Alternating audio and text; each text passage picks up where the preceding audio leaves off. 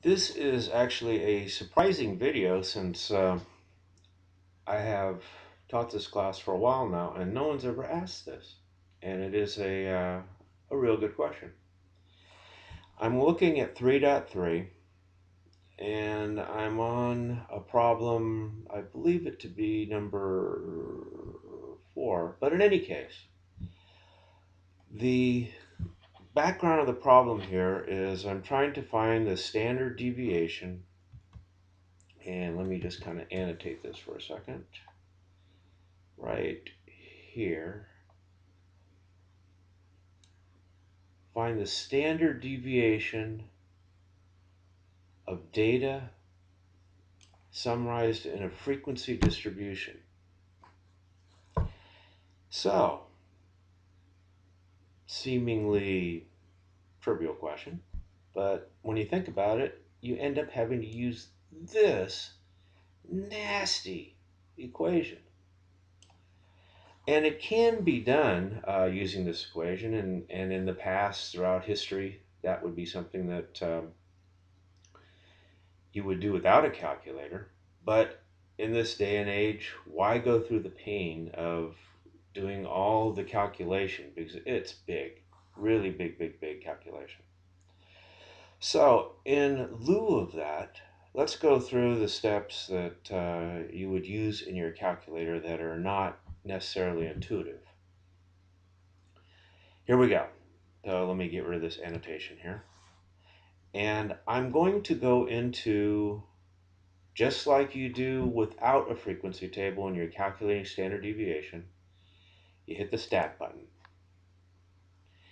and go to enter. So I have already loaded into L1 and L2 the stats for this thing. Now what have I loaded in here?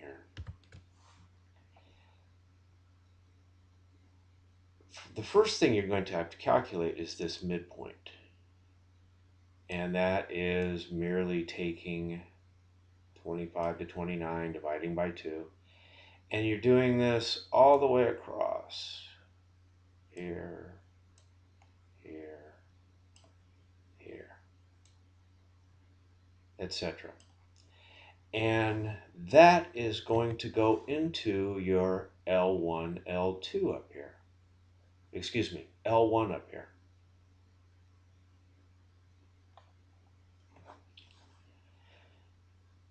Not too bad. Into L2 goes the frequency, 248,852. Okay, now here comes the sleight of hand that you're going to need to keep a lid on. Because we're still going to now go to stat. Okay, we've got L1 and L2 loaded. And we're going to go to calc. And we're going to do one var stats. And that's the non-intuitive piece of this, is even though we're actually using L1 and L2, you would think, well, maybe it's two var stats. But it's not. It's one var. Okay, here's some more sleight of hand. Right here, I'm going to be using this list. So second stat gives me the list, L1. I need a comma.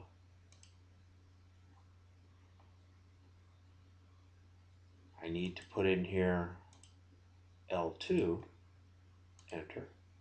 So now I've got L1, L2. And then I hit this button, enter. Okay. Now, let's go through just for a moment, and I'll bring my calculator back in just a second. From here, the author in the example for this problem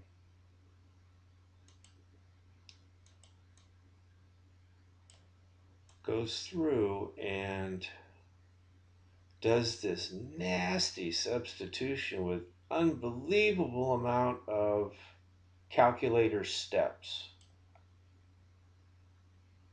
And the author to, which is kind of funny because the amount of discomfort to go through all this is huge.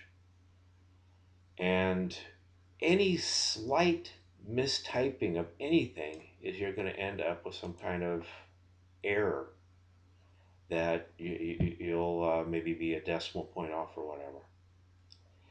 But anyway, let's go back over to here.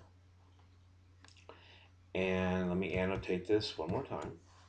And here's, after all the dust settles, this is what the author comes up with. Well, if you go up here, you'll see that right there is your answer for this frequency distribution. So that's how you would do this problem, pushing the easy button instead of going through all the pain of, uh, of doing this step by step with the calculator and then substituting. And if you think about it, back in the day before calculator, and you went over and looked at this, and this is just kind of an amazing thing that hit me. I mean, if you had to do this step without a calculator, where you're literally going through and doing multiplications and squaring everything, uh, your chance of making an error is even greater than just typing into the individual pieces into the calculator. Okay, on that note, I am going to declare victory on this problem, and I will close it. Excuse me, I will